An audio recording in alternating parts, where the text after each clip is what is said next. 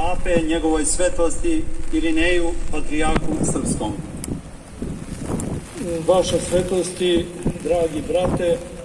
primio sam vaše pismo koje mi je poslato preko apostolske nunicijature u Beogradu,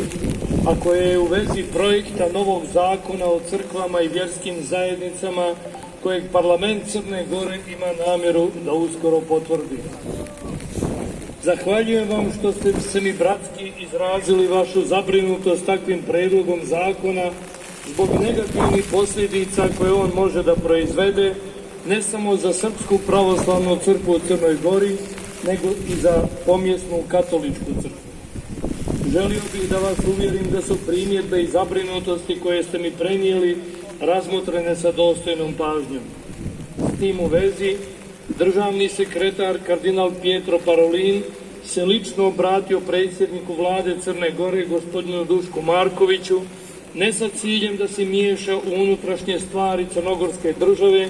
nego s nadom da zakon koji se predlaže kako bi se organski preuredilo prethodno zakonodavstvo koje se tiče vjerskih sloboda na osnovama demokratskih principa,